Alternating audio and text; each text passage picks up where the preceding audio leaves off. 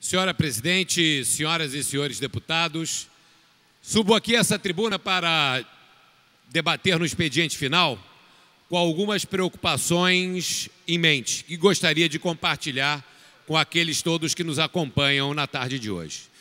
Primeira preocupação versa sobre o bilhete único. Ontem aprovamos aqui nessa casa, em primeira discussão, uma legislação de minha autoria, em conjunto com os deputados, em conjunto com a bancada do PSOL, aqui está o deputado Eleomar Coelho, que trata do bilhete único porque nós estamos em risco eminente. E por isso é muito importante que essa legislação volte em segunda na semana que vem, por conta do recadastramento do bilhete único. A base do governo aprovou, no ano passado, com o nosso voto contra, um limite de renda para que o cidadão se beneficie do bilhete único.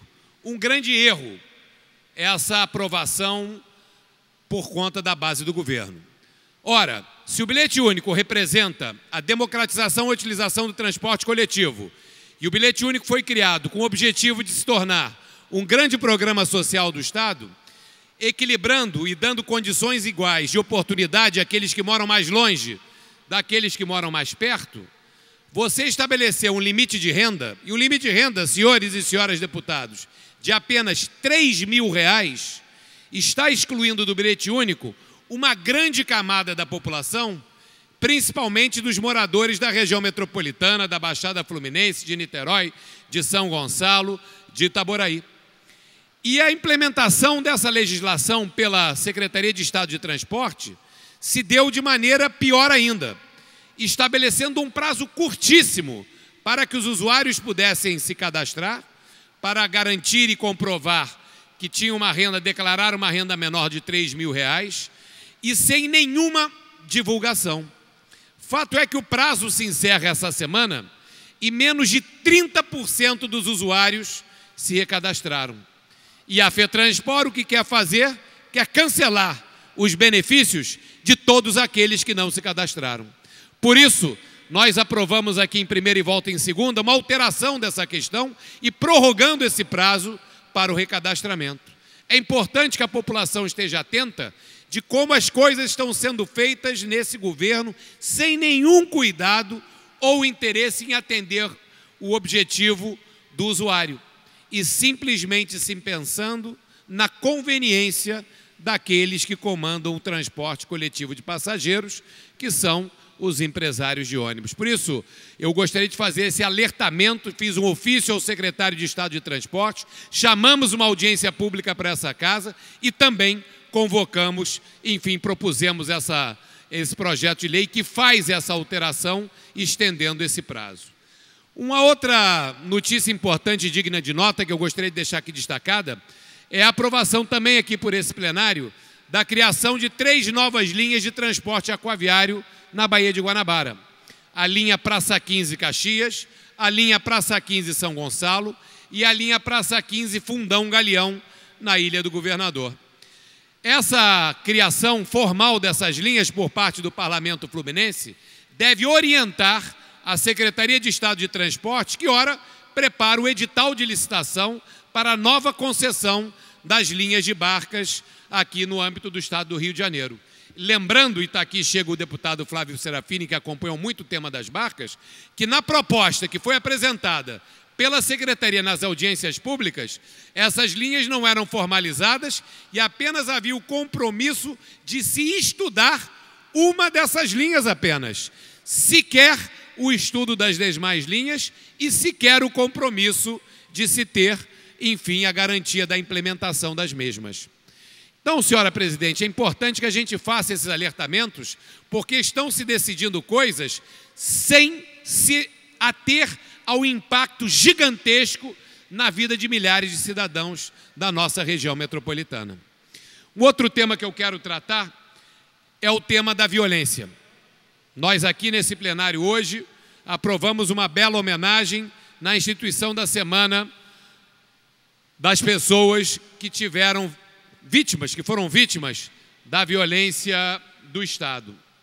E nós temos que retomar esse tema, pois a questão da violência no Rio de Janeiro se tornou uma calamidade absoluta. as notícias de recrudescimento e de piora do cenário se avolumam a cada dia. Hoje tivemos a notícia estarrecedora de um assalto num dos maiores shoppings da América Latina, o Barra Shopping aqui no Rio de Janeiro, enfim, que fechou praticamente essa unidade comercial. Isso é apenas mais um dos múltiplos casos que vem se repetindo em todo o estado do Rio de Janeiro. Ora, senhora presidente, senhores e senhoras deputados, nós estivemos em Brasília há 10 dias atrás, numa delegação da LERJ, em audiência com o ministro da Justiça. Nessa audiência, colocamos para o ministro da Justiça que a participação efetiva do governo federal no tema de violência e de segurança do estado do Rio de Janeiro era urgente. Ficou de se marcar uma reunião com o general que comanda a Secretaria Nacional de Segurança Pública. Se prometeu o aumento do efetivo da Polícia Rodoviária Federal, o reestudo do aumento do efetivo da Polícia Federal no Rio de Janeiro.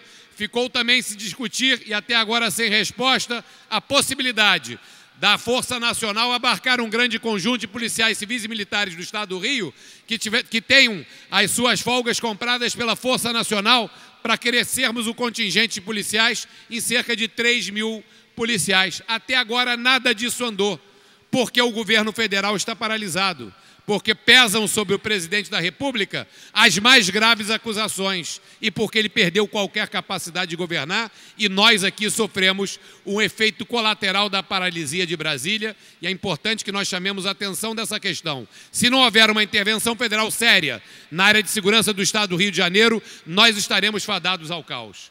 Senhora presidente, esse tema é muito grave e requer a atenção de todos. É gravíssimo. E ao encerrar, senhora presidente, para cumprir o tempo regimental, eu gostaria, do alto dessa tribuna, de fazer um alertamento ao prefeito da cidade do Rio de Janeiro, o prefeito Marcelo Crivella. Eu me comuniquei eletronicamente com ele hoje, trazendo essa questão, e faço questão de torná-la pública aqui no plenário da LERJ. Nós temos na Prefeitura do Rio de Janeiro uma área fundamental que cuida do patrimônio acumulado de séculos dessa cidade, que é a gerência de monumentos e chafarizes do Rio de Janeiro. A cidade do Rio de Janeiro tem o maior conjunto de patrimônio público nas ruas, de obras de arte de todas as formas. E esse patrimônio, que remontam mais de 800 peças, algumas delas de valor artístico e histórico inestimável, são cuidados pela gerência de patrimônio, gerência de monumentos e chafarizes da cidade do Rio de Janeiro, que eu, como secretário de conservação, tive a oportunidade de fortalecê-la, de fazer com que ela tivesse uma estrutura aumentada e de dar condições de trabalho a essa unidade.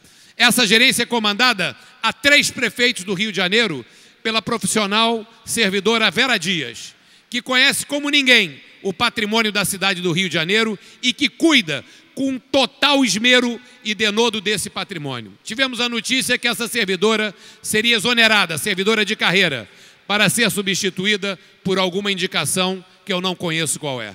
Eu peço de público aqui ao prefeito da cidade do Rio de Janeiro que possa rever essa decisão e que se mantenha o comando dessa gerência de monumentos chafarizes do Rio de Janeiro, pois a responsabilidade é enorme e nós estamos tratando de tesouro, de bens tombados, de bens que requerem capacidade e competência técnica para a sua manutenção. E a partir daí, aproveito para pedir que se retorne com os investimentos e o orçamento dessa pasta, pois não podemos permitir que o patrimônio acumulado por gerações seja destruído, pilhado e saqueado sem nenhum cuidado no Rio de Janeiro. E aqui do nosso lado está um exemplo: qualquer um que sai do Palácio Tiradentes vê a estátua do General Osório, aqui em frente, a primeiro monumento da República, de 1892, completamente destruído, sem nenhum cuidado, com todas as letras roubadas, nem mais a espada do General Osório, patrono da cavalaria do Exército Brasileiro, se encontra mais no local. É assim que estão sendo tratadas as coisas no Rio de Janeiro, e era esse requerimento que eu gostaria de fazer ao prefeito da cidade para que olhe esse tema com carinho, um tema, na minha visão, de extrema importância. Senhora presidente, era isso que eu tinha a dizer. Continuamos os debates e agradeço a oportunidade de estar me dirigindo novamente ao Parlamento Fluminense. Obrigado, presidente.